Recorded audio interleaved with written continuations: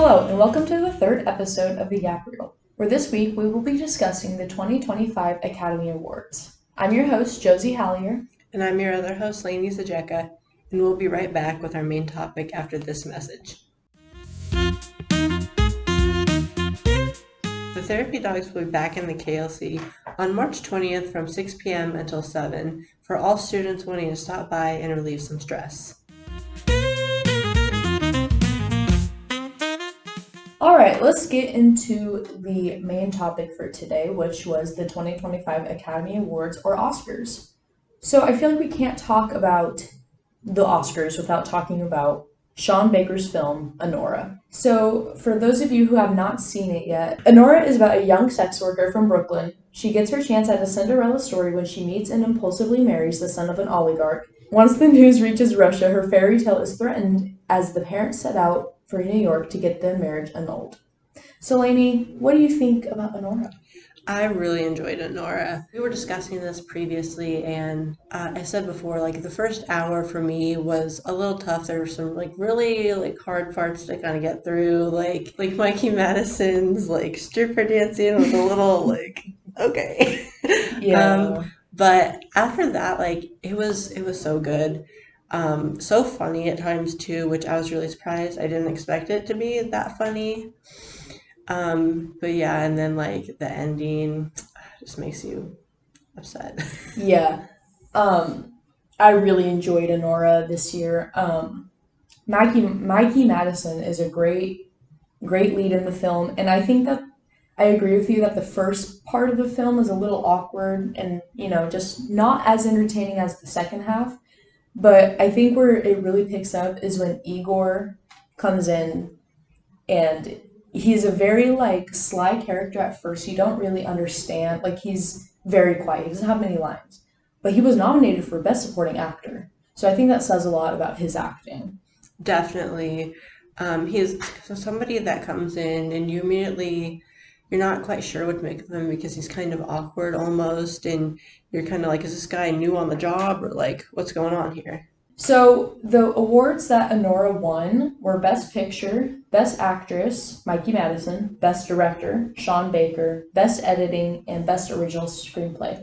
The film wasn't nominated for Best Supporting Actor, but they did not win that, and that went to Kieran Culkin for A Real Pain. And I was completely fine with that. I love Kieran so much. Yes, I have not seen A Real Pain yet, but I would really like to get to it because he must have given a performance of a lifetime the way these critics are talking about him. I haven't seen A Real Pain either yet, but Kieran was so amazing in Succession, which is one of my favorite shows. It's such an amazing TV show.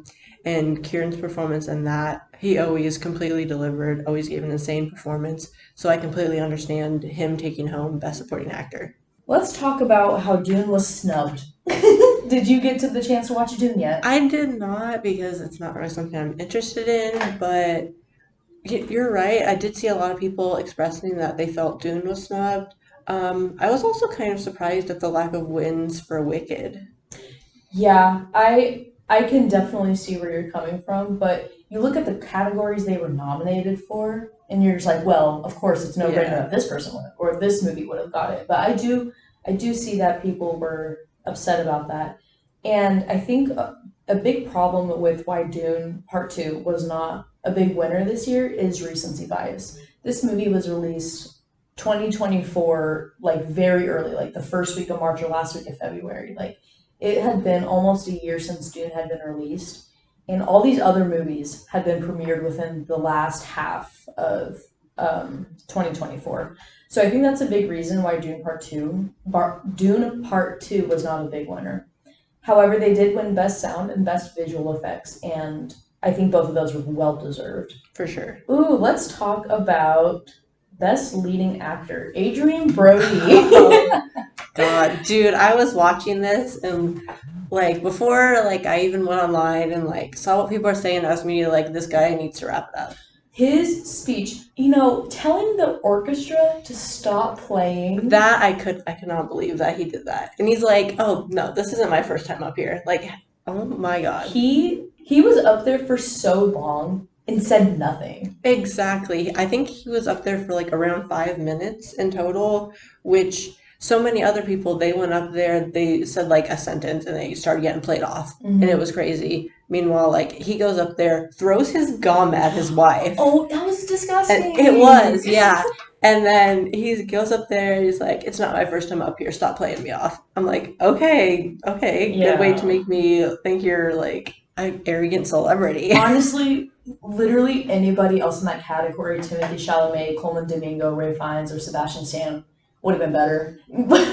Not to discredit Adrian Brody and what he did in The Brutalist. That movie's very good. I mean, I'll discredit it a little bit because we talked about it before. Like he used AI in that performance. Like yes, and let me clarify what they used AI for because I did get updated information. They used AI to fix his accent when speaking in Hungarian. I believe they fixed his vowels, which I'm against AI completely. That I don't think that should have been used, but he did do a great job. But I really would have liked to see the Academy do something that they really don't do and give it to a young actor because they don't seem to give things to young actors. Yeah, that was another thing with Best Actress as well as I saw some people being like, oh, this is like the real life substance. Like Demi Moore got snubbed and Mikey Madison took it because she's younger.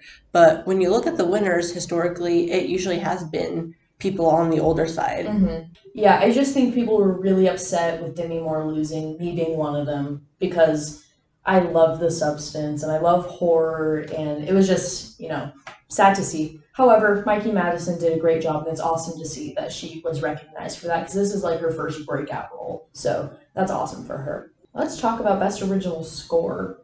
Okay, so Best Original Score was The Brutalist, Conclave, Emilia Perez, Wicked, and The Wild Robot.